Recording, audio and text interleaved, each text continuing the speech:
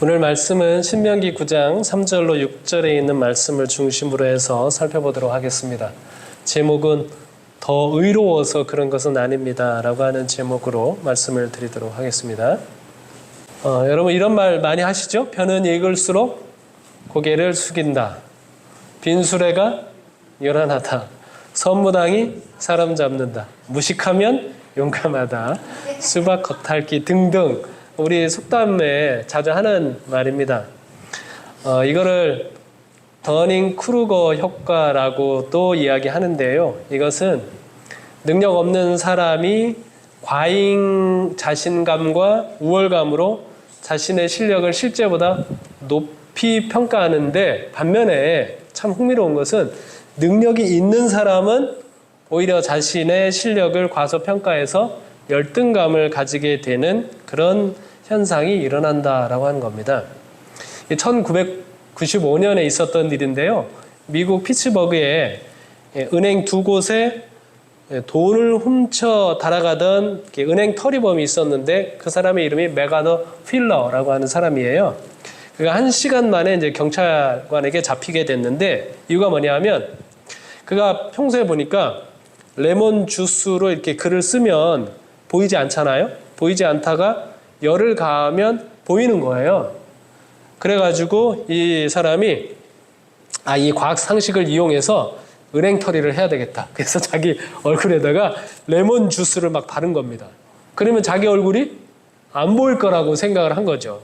그리고서는 막 CCTV 보이는 데서도 막 자기 얼굴을 막 보이면서 그렇게 은행 처리를 했다는 겁니다. 경찰이 그 사람을 잡았죠. CCTV를 보고. 그래가지고 당신이 범인이다. CCTV 화면을 보니까 막 깜짝 놀란 거죠. 자기는 안 보일 줄 알았는데 너무너무 잘 보이니까 놀랐다는 거예요. 이것을 보고 이 더닝이라고 하는 교수가 이런 현상을 가지고 한번 우리 심리적으로 실험을 하면 좋겠다. 그래서 대학원에 있는 크루거라고 하는 이 학생하고 실험을 진행했는데, 그 65명의 코넬 대학교 학부생을 상대로 해서 이해력에 대한 테스트를 진행을 했습니다. 자기가 테스트를 하면서 자신의 성적을 한번 예상해 보라고 했거든요. 그랬는데 실제로 하위 20%에 해당하는 학부생은 아마 자신이 상위 40% 이상이라고 과대평가를 하고 있고요. 반면에 상위 25%에 해당하는 학부생들은 자신이 아마 상위 30% 이하일 것이라고 이렇게 과소평가하는 경향을 보였다고 하는 거예요. 그래서 그 사람이 연구에서 발표한 것을 더닝크루거 효과라고 이렇게 표현을 합니다. 그러니까 실력이 없는 사람은 자신이 가지고 있는 실력보다 좀 더 과대평가하는 경향이 있고, 실력이 있는 사람은 자신이 가지고 있는 실력보다 능력보다 자신을 과소평가하는 그런 경향이 있다라고 하는 거예요. 우스갯소리로 하는 이야기 가운데 하나는 학사, 대학 졸업한 사람이죠. 난 무엇이든지 다 한다. 이렇게 생각하고, 석사쯤 되면 대학원 나온 사람입니다. 내가 모르는 것도 많네.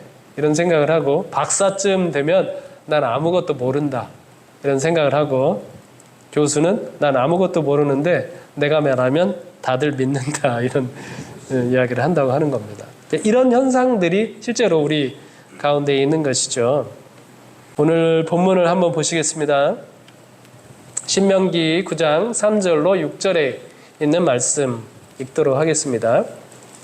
오늘 너는 알라. 내 하나님 여호와께서 맹렬한 불과 같이 내 앞에 나아가신즉 여호와께서 그들을 멸하사 내 앞에 엎드러지게 하시리니, 여호와께서 내게 말씀하신 것 같이 너는 그들을 쫓아내며 속히 멸할 것이라. 내 하나님 여호와께서 그들을 내 앞에서 쫓아내신 후에 내가 심중에 이르기를 내 공의로움으로 말미암아 여호와께서 나를 이 땅으로 인도하여 들여서 그것을 차지하게 하셨다 하지 말라. 이 민족들이 악함으로 말미암아 여호와께서 그들을 내 앞에서 쫓아내심이니라. 내가 가서 그 땅을 차지함은 내 공의로 말미암음도 아니며 내 마음이 정직함으로 말미암음도 아니요 이 민족들이 악함으로 말미암아 내 하나님 여호와께서 그들을 내 앞에서 쫓아내심이라. 여호와께서 이같이 하심은 내 조상 아브라함과 이삭과 야곱에게 하신 맹세를 이루려 하심이니라. 그러므로 내가 알 것은 내 하나님 여호와께서 내게 이 아름다운 땅을 기업으로 주신 것이 내 공의로 말미암음이 아니니라. 너는 목이 곧은 백성이니라. 아멘. 자, 여러분 아시는 것처럼 신명기는 이스라엘 백성들이 가나안 땅에 들어가기 전에 모세가 다시 한번 백성들에게 신신당부하면서 하나님의 율법을 지키기를 부탁하면서 기록한 말씀입니다.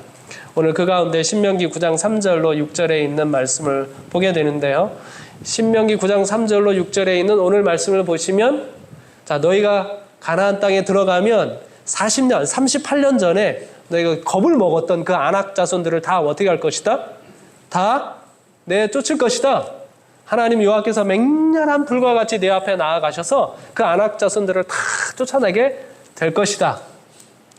그렇게 되면 뭐 하지 말라고요? 뭐 하지 말라고 이야기하고 있습니까? 하나님께서 우리가 참 공의로운 백성이니까, 정직한 백성이니까 이 민족들을 다 내쫓았다. 이렇게 절대로 생각하지 말라고 하는 것입니다. 그 이야기를 오늘 본문에 보면 3번에 걸쳐서 당부를 했습니다. 내 공의로 말미암음이 아니다. 내 공의로 말미암음도 아니며 내 마음이 정직함으로 말미암음도 아니다. 내 공의로 말미암음이 아니니라 라고 하는 이 말씀을 거듭해서 하나님께서 모세를 통하여 강조해서 이야기하고 있습니다. 이런 의식을 갖는 것이 중요할까요? 가나안 땅에 들어갔는데 우리의 공의로움, 우리의 정직함 때문에는 우리가 이 땅을 차지한 것이 아니다라고 하는 생각을 갖는 것이 중요할까요? 우리가 이 본문을 통해서 예수님을 발견하기를 원하는데요. 저는 이 말씀 속에서 한 2가지 질문을 하면서 본문을 살펴보게 됐습니다. 첫 번째 질문은 무엇이었는가 하면 이스라엘 백성들이 더 공의롭지도 않고 정직하지도 않다고 말씀하시는 것을 통해 볼 때 가나안 사람들은 어떤 악을 행했다고 생각할 수 있을까요? 네. 자, 가나안 민족들이 살고 있죠. 자, 그런데 하나님께서 너희는 그 사람들보다 더 공의롭지도 않고 더 정직하지도 않다. 그들이 악을 행하기 때문에 쫓겨난 것이다 라고 이야기하고 있습니다. 자, 그래서 이 말씀을 가지고 이 사람들도 공의롭지 않고 정직하지 않네. 그러면 이들이 공의롭지 않고 정직하지 않다고 하면 구체적으로 어떤 악을 행하는 사람들이라는 이야기지? 한번 살펴보겠습니다. 어떨 것 같습니까? 어떤 악을 행하는 걸까요? 공의롭지도 않고 정직하지도 않은 사람들은 어떤 악행을 저지르는 사람들일까요? 네. 그리고 이제 2번째 질문은 가나안을 정복하기에 앞서 백성들이 그들이 더 의롭거나 더 정직해서 그런 것이 아니라는 사실을 명심하는 것은 어떤 점에서 중요할까요? 라고 하는 질문입니다. 자, 첫 번째 질문입니다. 공의와 정직을 잃은 사회는 어떤 사회를 말하는 것일까? 살펴보도록 하겠습니다. 성경을 보시면요, 이 공의하고 정직이라고 하는 말이 짝을 이뤄서 언급이 되는 경우를 여러분 많이 보실 수 있습니다. 그 중에 몇 성경절을 여러분들에게 소개를 해드리도록 하겠습니다. 열왕기상 3장 6절에 보면 솔로몬이 아버지 다윗의 통치에 대해서 이렇게 이야기하고 있습니다. 주의 종 내 아버지 다윗이 성실과 공의와 정직한 마음으로 주와 함께 주 앞에서 행함으로 주께서 그에게 큰 은혜를 베푸셨고 주께서 또 그를 위하여 이 큰 은혜를 항상 주사 오늘과 같이 그의 자리에 앉을 아들을 그에게 주셨나이다. 자, 이 말씀을 보면 다윗이 그 자리를 차지할 수 있었던 이유가 뭐예요? 다윗은 공의와 정직한 마음으로 행하는 사람들이었기 때문이다 라고 이야기하고 있습니다. 그 다음에 시편 9편 8절에도 보면 공의로 세계를 심판하시며 정직으로 만민에게 판결을 내리시리로다. 자, 하나님이 세상을 판단하셔요. 세상을 심판하셔요. 뭐로요? 공의와 정직으로. 세상을 심판하신다라고 말씀하시고 있습니다. 이사야 11장 4절에도 보면 공의로 가난한 자를 심판하며 정직으로 세상의 겸손한 자를 판단할 것이며 그의 입에 막대기로 세상을 치며 그의 입술에 기운으로 악인을 죽일 것이며, 여기도 보면 하나님께서 가난한 자와 겸손한 자를 위하여 심판하시고 통치하시고 하시는데 무엇으로? 공의와 정직으로 한다고 하는 사실을 볼 수 있습니다. 여러분, 우리가 읽은 말씀을 보면 좀 공통점을 좀 찾을 수 있지 않습니까? 공의와 정직은 무엇과 관련이 있는 것 같습니까? 공의와 정직은 통치 행위와 관련이 있어 보이지 않습니까?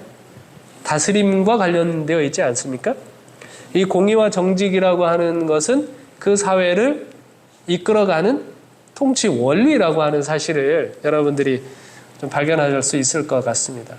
여기 미가서 3장 9절로 11절에 보면 실제로 야곱 족속의 두령과 이스라엘 족속의 치리자 곧 공의를 미워하고 정직한 것을 굽게 하는 자들아 청컨대 이 말을 들을지어다. 자, 지도자들이, 통치자들이 공의를 미워하고 정직한 것을 굽게 하게 되면 어떤 사회가 되는가? 10절에 보면 시온을 피로 예루살렘을 죄악으로 건축하는도다. 그 두령은 뇌물을 위하여 재판하며 그 제사장은 삭슬 위하여 교훈하며 그 선지자는 돈을 위하여 점치면서 오히려 여호와를 의뢰하여 이르기를 여호와께서 우리 중에 계시지 아니하냐 재앙이 우리에게 임하지 아니하리라 하는도다.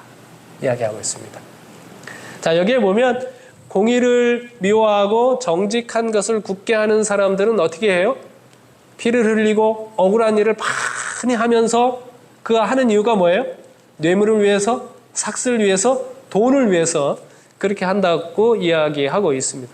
그런 사회를 만들어가면서 자기들은 또 뭐 어떻게 이야기하고 있는가 하면 그런 자신감이 있어요. 어떤 자신감이 있어요? 야, 하나님이 우리 중에 계시지 아니하냐. 그러니까 우리에게는 재앙이 이르지 아니할 것이다 라고 이야기하고 있습니다. 그러니까 공의롭지 못하고 정직하지 못한 지도자로 인해서 백성들은 의지할 데가 없어지게 되면 그 사회는 굉장히 난폭한 사회가 되고 맙니다. 그래서 이 지도자가, 통치자가, 권력자가 가져야 할 매우 중요한 덕목은 뭐예요? 공의를 행하는 것과 정직하게 행하는 것입니다. 정직하지 않은 통치자들은 그 사회의 사람들로 하여금 이제 믿을 데가 없다. 그러니 우리가 뭐 하죠? 우리가 알아서 하자라고 하면서 그 사회를 이제 난폭하게 만들어 가게 되는 것이죠. 아모스에 보면 공의에 대한 말씀이 많이 나오는데요. 특별히 아모스 1장과 2장을 보시면 이제 망할 수밖에 없는 그 이민족들과 이스라엘 나라의 죄악들을 언급을 하고 있습니다. 자, 가나안에 있는 민족들이 쫓겨나는 것은 그들이 악을 많이 행하였기 때문이다라고 이렇게 기록을 하고 있는데, 그들이 공의롭지 못하고 정직하지 못했을 때 어떤 악들을 행하는가? 여기 다메섹부터 유다에 이르기까지 쭉 서너 가지 죄에 대해서 쭉 언급을 합니다. 뭐 길앗을 압박했죠. 사로잡은 자를 에돔에 넘기죠. 계약을 파기하죠. 칼로 형제를 쫓고 긍휼을 버리죠. 항상 분노하죠. 아이벤 여인의 배를 가르죠. 에돔 왕의 뼈를 불사르죠. 율법을 무시하고 율례를 지키지 않고 거짓에 미혹된다라고 이렇게 계속해서 이야기를 하고 있습니다. 자, 그들이 쫓겨난 이유가 이것입니다. 자, 그런데 이러한 모습을 보면서 이스라엘은 어떤 죄악에 빠지는지를 더 자세하게 아모스 2장 6절부터 12절에 기록을 하고 있는데요. 여기 보시면 이스라엘은 반드시 벌을 받아야 합니다. 서너 가지 죄 때문에 벌을 받아야 한다라고 되어 있는데 9가지 정도의 죄가 기록이 쭉 되어 있습니다. 이것을 좀 분류를 해보면 은을 받고 의인을 팔고 신 한 켤레를 받고 가난한 자를 팔고 힘없는 자의 머리를 티끌 먼지 속에 발로 밟고 연약한 자의 길을 굽게 하고 아버지와 아들이 한 젊은 여인에게 다니고, 이 죄악들은 어떤 죄예요? 무정하고 비정한 불의한 죄들입니다. 공의롭지 못한 그런 죄악들이죠. 그리고 6절부터 보면 모든 제단 옆에서 전당 잡은 옷에 누우며 신전에서 벌금으로 얻은 포도주를 마시고 나시린으로 포도주를 마시게 하며 선지자에게 명령하여 예언하지 말라라고 이렇게 이야기하고 있습니다. 그들이 이런 무정하고 부정하고 불의한 그런 삶을 살면서 어디 와요? 하나님을 예배하는 자리에 와가지고는 아무렇지도 않게 종교의식을 행하고 있다라고 하는 말씀이죠. 그래서 위에 있는 죄는 공의와 관련되어 있는 죄고 밑에 있는 죄는 정직과 관련되어 있는 죄라고 구분할 수 있겠습니다. 자, 그래서 우리가 공의를 잃어버리고 정직을 잃어버리게 되면 우리가 하나님께 가장 큰 죄를 범하게 되는데 하나님께서 창조하신 사람을 착취하게 되는 것입니다. 누군가를 미워하고 조롱하고 비난하고 그러한 죄에 우리가 빠져들게 된다라고 하는 것이죠. 이것은 하나님을 크게 모독하는 죄가 될 수 있습니다. 특별히 아모스서에 보면 이스라엘 백성들이 어떻게 예배를 드렸는지 기록을 하고 있는데 너희는 베델에 가서 범죄하며 길갈에 가서 죄를 더하며 아침마다 너희 희생을 3일마다 너희 11조를 드리며 누룩 넣은 것을 불살라 수은제로 드리며 낙헌제를 소리내어 선포하려무나 이스라엘 자손들아 이것이 너희가 기뻐하는 말이라 주 여호와의 말씀이니라. 어떻게 드려요? 종교의식을 행하러 가서 예배하러 가가지고는 어떻다는 것입니까? 정말 수은제 낙헌제 이 모든 11조 모든 희생들을 다 드리면서도 뭐 하는 거예요? 범죄하고 죄를 더하는 그러한 삶을 산다라고 하는 것이죠. 매우 열성이 있습니다. 그러나 그 예배에는 열성만 있을 뿐이에요. 교회 다니는 것에는. 그 예배가 그들의 삶을 변화시키지 못합니다. 그 예배는 사람을 사랑하게 하는 힘이 전혀 없는 그런 예배를 드리는 것이죠. 자, 제가 이제 이 말씀을 보면서 우리가 깊이 좀 생각해야 할 부분이 있습니다. 자, 우리가 교회를 왜 다닙니까? 예배를 왜 드리러 옵니까? 예? 우리 한 번의 예배, 한 번의 교회를 올 때마다 우리의 목적은 뭐예요? 그거 교회 온 것 자체가 예배를 드린 것 자체가 목적은 아니지 않습니까? 우리가 교회 와서 예배 드리는 것을 통해서 우리의 삶이 어떻게 되는 거예요? 변화되는 것입니다. 그리스도를 닮아가는 것입니다. 그리스도를 닮아가지 않는 예배와 교회에 출석하는 것이 계속 된다면 이들이 드리는 예배와 무엇이 다르겠습니까? 그들은 너무나 열성적으로 예배를 드리거든요. 그러나 그들의 삶에서는 어떻게 해요? 무정하고 비정한 그런 죄악들을, 불의한 죄악들을 계속해서 범하고 있는 것이죠. 이 공의와 정직을 잃어버린 세상의 모습입니다. 자, 그것을 의식하도록 모세는 거듭거듭해서 백성들에게 강조하고 있는 것입니다. 너희는 망한, 쫓겨나는 그 사람들보다 더 공의로운 사람들이 아니었다. 너희들은 더 정직한 사람이 아니다. 그것을 결코 잊지 말라고 이렇게 이야기하고 있습니다. 이것이 중요할까요? 이 의식을 갖는 것이 너무나 중요할까요? 몇 가지 케이스를 통해서 살펴보도록 하겠습니다. 첫 번째 케이스는 막달라 마리아의 케이스입니다. 여러분 요한복음 8장에 읽어보시면 거기에 가늠하다 현장에서 잡힌 여인에 관한 이야기가 나옵니다. 신학자들 사이에 그 여인이 막달라 마리아 아니냐라고 하는 것에 논쟁이 있기는 합니다만 우리가 여러 가지 추론을 통해서 가늠하다 현장에 잡힌 여인이 막달라 마리아일 것이라고 하는 것이 가능성이 훨씬 더 높다고 우리가 판단을 하고 있습니다. 자, 막달라 마리아가 이 여인이 가늠하다 현장에서 붙잡혔습니다. 그 바리새인들과 서기관들이 이 여인을 누구한테로 데리고 왔어요? 예수님 앞에 데리고 와서 뺑 둘러서고 무리 중 가운데 세웠습니까? 아니면 꿀렸습니까? 세웠어요. 그렇죠? 세워놨습니다. 그러니까 예수님께서 어떻게 하셔요? 이 모세의 율법에 의하면 돌로 치라고 했는데 이 여인을 우리가 돌로 칠까요? 이렇게 바리새인과 서기관들이 물었죠. 그때 예수님께서 땅에다가 글씨를 쓰셨습니다. 아마 그들의 숨겨진 죄악에 관한 기록들일 것이죠. 그 쓰신 다음에 사람들이 막 재촉하면서 앞으로 오게 되죠. 쓴 것을 보게 됩니다. 그때 예수님께서 일어나서 그들에게 하신 말씀이 뭐예요? 너희 중에 죄 없는 자가 먼저 돌로 치라 라고 이야기하십니다. 만약에 거기서 뻔뻔스럽게 내가 죄 없는 사람이라고 생각을 하는 사람이 있다면 어떻게 할까요? 그 사람은 돌을 들어서 저 여인을 쳤겠죠.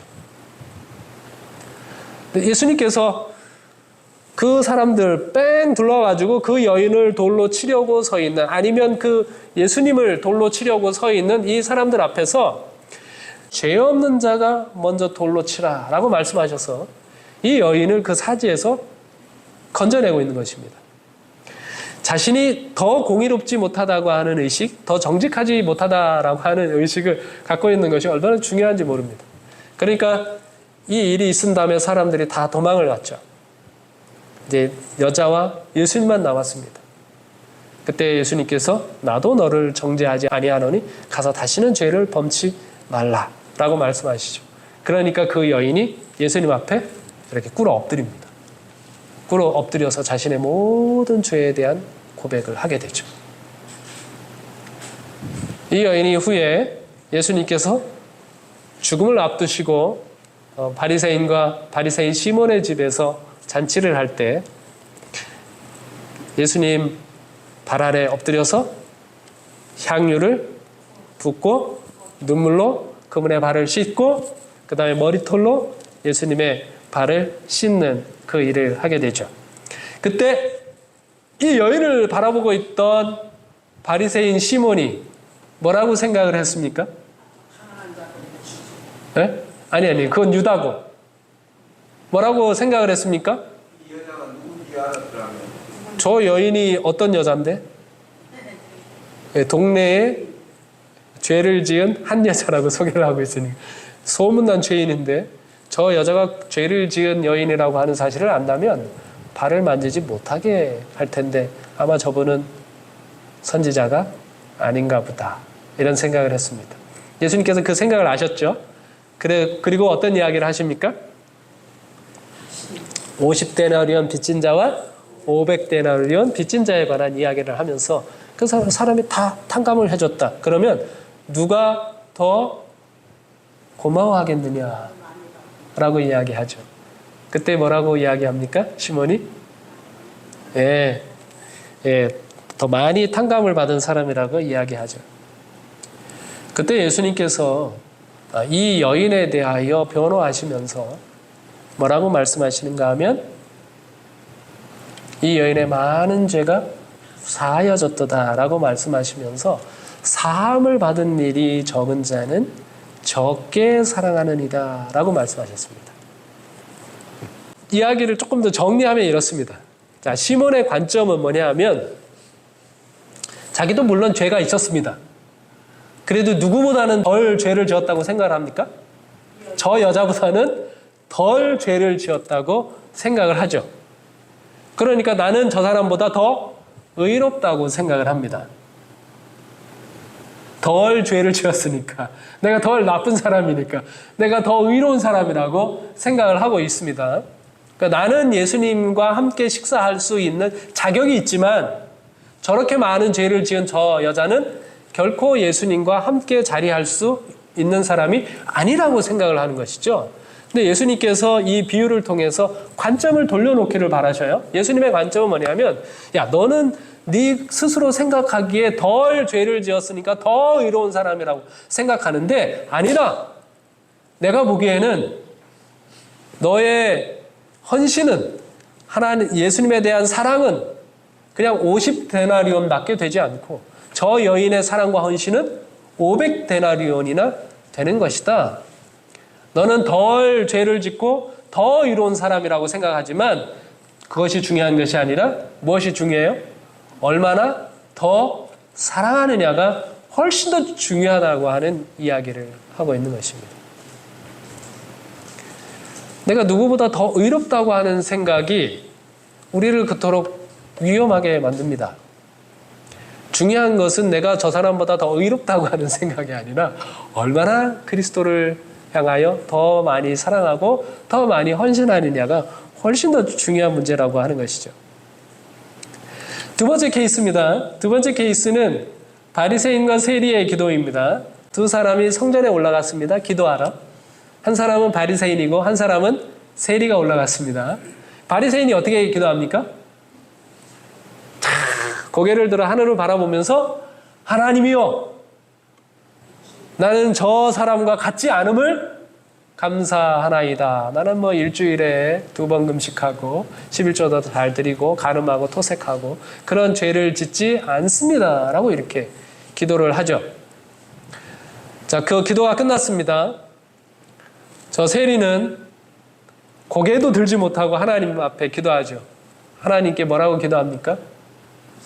하나님이여, 불쌍히 여기소서.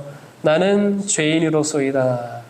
자, 이 예수님께서 이제 이 이야기를 하시면서 이렇게 시작을 합니다. 또 자기를 의롭다고 믿고 다른 사람을 멸시하는 자들에게, 다른 사람보다 내가 더 의롭다고 믿으니까, 더 공의롭다고 믿으니까 다른 사람을 뭐 한다는 겁니까? 멸시한다고 하는 것입니다. 자, 이 이야기를 다 마치신 다음에 예수님의 결론은 무엇인가 하면 14절부터 내가 너희에게 이르노니 이에 저 바리새인이 아니고 이 사람이 의롭다 하심을 받고 그의 집으로 내려갔느니라. 무릇 자기를 높이는 자는 낮아지고 자기를 낮추는 자는 높아지리라 하시니라. 내가 저 사람보다 의롭다고 생각하면 그 사이에 어떤 일들이 벌어진다는 거예요? 예수님께서 그 사람을 멸시하는 그런 태도가 우리 속에 생겨난다라고 말씀하고 있는 것입니다. 세 번째 케이스입니다. 선한 사마리아인의 비유죠. 여러분 너무나 다 잘 아시는 이야기입니다. 자, 이 이야기는 이제 한 율법사가 예수님을 찾아오지 않습니까? 선생님이요, 어떻게 하면 내가 영생을 얻으리이까? 그러니까 예수님께서 뭐라고 말씀하셨어요? 계명을 지켜라 라고 얘기했더니 내가 다 지켰다고 이야기합니다. 내 이웃을 내 몸과 같이 사랑하라 라고 말씀하셨죠. 그랬더니 이 율법사가 예수님에게 자기를 옳게 보이려고 내 이웃이 누구니까 라고 묻죠.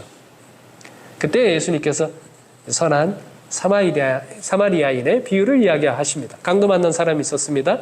그 옆을 누가 지나갑니까? 제사장이 지나갑니다. 의로운 사람입니까? 의로운 사람이죠. 우리가 보기에 그냥 지나가요. 레위인도 지나갑니다. 레위인 어떤 사람? 레위인도 의로운 사람인가요? 의로운 사람입니다. 지나갑니다. 그다음 세 번째, 사마리아인이 지나갑니까? 지나갑니다. 덜 의로운 사람입니까? 아니요. 그 사람은 완전히 부정한 사람입니다. 근데 이 부정한 사람인 사마리아인이 그 강도 만난 사람을 어떻게 합니까? 예, 도와주고 치료해주고 여관에 데리고 가서 돌봐주고 여관 주인에게 맡기고 내가 다시 돌아올 때까지 부탁을 하고 또 돌아올 때까지 드는 경비까지 주는 그런 이야기가 기록이 되어 있죠. 그때 예수님께서 그 이야기 다 말씀하신 다음에 내 생각에는 이 세 사람 중에 누가 강도 만난 자의 이웃이 되겠느냐 그랬더니 그가 말하기를 이르되 자비를 베푼 자니이다. 예수께서 이르시되 가서 너도 이와 같이 하라. 정말 공의로운 사람은, 정말 정직한 사람은 어떻게 한다는 거예요? 네, 이웃에 자비를 베푸는 사람입니다. 그런데 내가 저 사람보다 더 공의롭고 내가 저 사람보다 더 정직한 사람이라고 생각하는 그 자만에 빠지게 되면 우리가 어떻게 한다는 겁니까? 다른 사람을 멸시하거나 내 이웃을 돌보지 못하는 그런 상황에 빠지게 된다라고 말씀하고 있습니다. 성화된 생애에 보시면 이렇게 기록을 하고 있습니다. 사람들이 저희가 성화되었다고 주장하면 그것은 그들이 아직도 거룩하게 되기에는 멀었다는 충분한 증거를 제시하는 것이다. 그들은 자신의 약점과 부족을 보지 못한다. 그들은 그리스도를 참되게 알지 못하기 때문에 스스로 그분의 형상을 반사하고 있다고 생각한다. 사람이 구주에게서 멀리 떨어져 있으면 있을수록 저희 눈에는 자신들이 더욱더 의롭게 보인다. 내가 의롭게 보이고 의롭게 보이면 역으로 점점 누구로부터 멀어지는 거예요? 그리스도로부터 멀어지는 것이다 라고 말씀하고 있습니다. 우리가 참회와 겸손한 신뢰를 품고 우리의 죄 때문에 찔림을 당하시고 우리의 슬픔 때문에 비애의 짐을 지신 예수님을 명상할 때에 주님의 발걸음을 따를 수 있게 된다. 그분을 바라봄으로 우리는 주님의 거룩한 모습으로 변화하게 된다. 이런 일이 마음 가운데 일어날 때에 우리는 자신이 의롭다는 주장을 하지 않을 것이며 예수님만을 높이고 우리의 무력한 영혼은 그분의 공로를 의지하게 될 것이다. 여러분, 예수님께서 이스라엘 백성들에게 가나안 땅에 들어가면서 너희는 저 사람들보다 더 공의롭다고 생각하지 마라. 저 사람들보다 더 정직하다고 절대로 생각하지 말라라고 말씀하시는 이유가 뭐예요? 그들이 결코 잊지 말아야 할 것이 있습니다. 그것은 여전히 우리는 우리의 죄를 하나님 앞에 내려놓고 우리의 죄짐, 우리의 비애의 짐, 우리의 슬픔, 이 모든 것들을 감당하고 계시는 예수 그리스도를 명상하면서 그분을 바라보고 그분만 높이고 그분의 공로를 여전히 의지하는 백성이 되도록 하기 위함이라고 하는 사실을 이 말씀을 통해서 살펴볼 수 있는 것입니다. 우리가 그렇게 하는 순간 우리의 시야에서 누구를 놓쳐요? 예수님을 놓치게 되는 것입니다. 왜 우리가 다른 사람과 비교하면서 내가 저 사람보다 더 의롭다고 생각을 하는 걸까요? 왜 그렇게 되는 거예요? 우리가 우리 자신을 예수님과 비교하지 않기 때문에 그렇습니다. 우리의 시야에서 예수님을 놓쳤기 때문에 나는 저 사람보다 더 나은 사람이라고, 더 정직한 사람이라고, 더 공의로운 사람이라고 생각하는 그런 자만에 빠지게 되는 것이죠. 그렇게 되면 우리가 다른 사람을 멸시하게 됩니다. 요약하면 이렇습니다. 그래서 공의와 정직을 행하는 사람들은 어떤 사람들인가 하면 은혜로 왕노릇하는 사람이라고 이야기할 수 있습니다.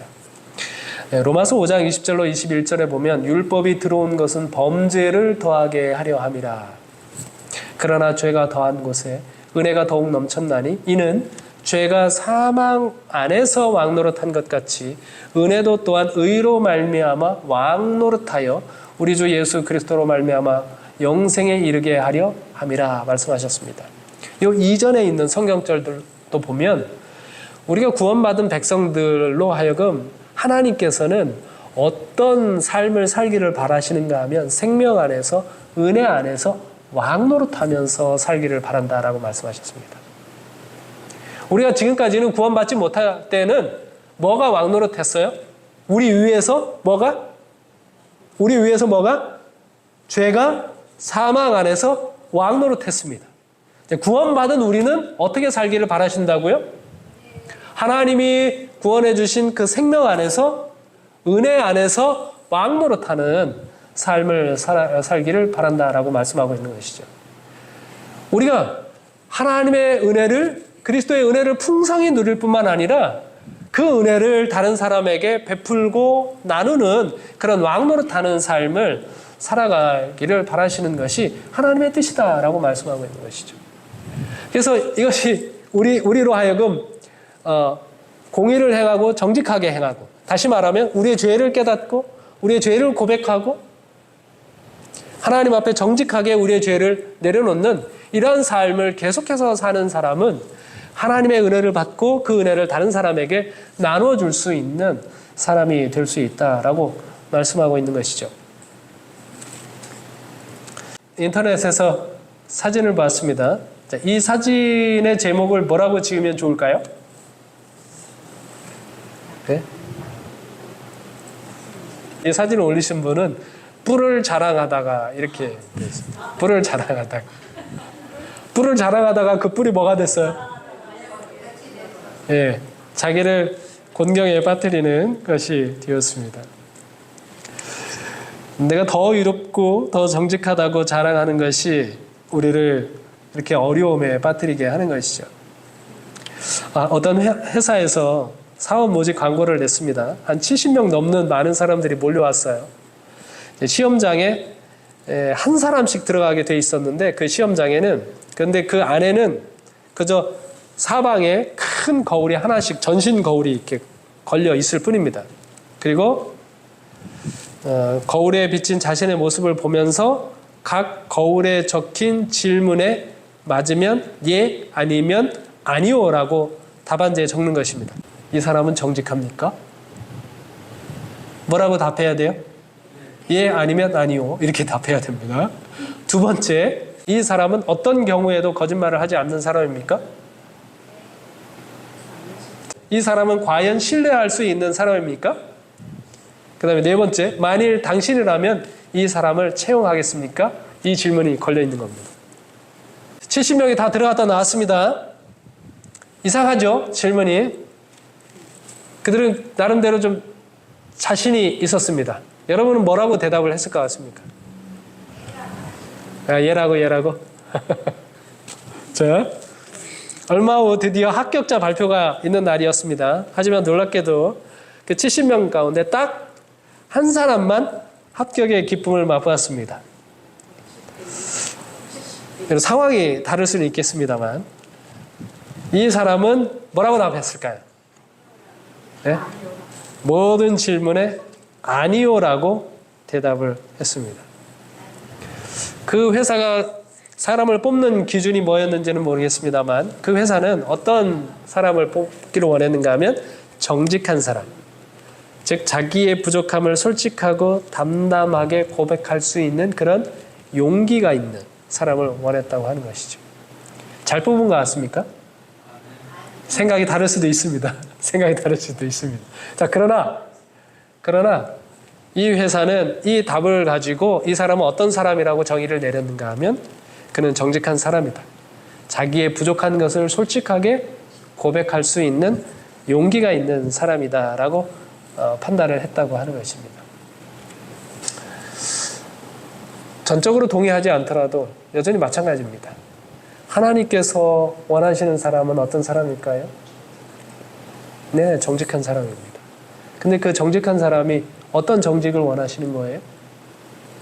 우리의 부족함을, 우리의 연약함을 정직하게 고백할 수 있는 사람. 하나님께서 그러한 사람을 원한다는 것이죠. 내가 다른 사람보다 더 의롭고 더 정직하고 내가 다른 사람보다 더 잘났고 이런 것들을 자랑하는 거 하나님께서 결코 원하지 않으셔요. 그 신명기 9장, 10장에 보면 계속해서 걸쳐서 이야기하는 것은 뭔가 하면 여러 사례를 들면서 하나님이 말씀하시기를 너희는 그 사람들보다 나은 것이 하나도 없었다. 너희들 가데스에서 무슨 일 했냐? 그 다음에 시내산에서 무슨 일 했는지 아느냐? 너희들이 얼마나 많은 반역을 저질렀는지 아느냐? 너희들이 그 가나안 땅에 들어갈 수 있었던 이유는 너희들이 그 사람들보다 나았기 때문이 결코 아니다. 너희는 수요가 적지만 내가 너희를 사랑했기 때문이다. 너희들이 그렇게 반역을 했지만 그 땅을 받기에 너무나 부족했지만 내가 너희의 조상 아브라함과 이삭과 야곱과 맺은 맹세를 지키기 위하여 내가 성실했기 때문에 너희가 가나안 땅에 들어가는 것이지 너희가 성실해서 신실해서 가나안 땅에 들어가는 것이 아니다라고 하는 사실을 계속 거듭거듭해서 이야기하고 있는 것입니다. 너무 기를 죽이는 건가요? 아니요. 하나님께서 우리로 하여금 계속해서 명심하기를 바라는 것은 이 세상에서 우리가 승리하는 것이 결코 우리의 힘으로 가능한 일이 아닙니다. 오직 예수만 바라보고 오직 예수만 높일 수 있는 상태가 되어야만 우리가 이 세상을 살아가면서 죄와의 싸움에서 승리할 수가 있기 때문에 그런 것입니다. 우리 모든 성도님들이 오직 예수만 바라보고 예수만 높이고 다른 사람과 결코 비교하지 않고 오직 예수님과만 비교함으로 겸손하게 하나님 앞에 모든 것을 내어 맡기고 신뢰할 수 있는, 의뢰할 수 있는 여러분과 제가 되기를 바라면서 말씀을 마치겠습니다.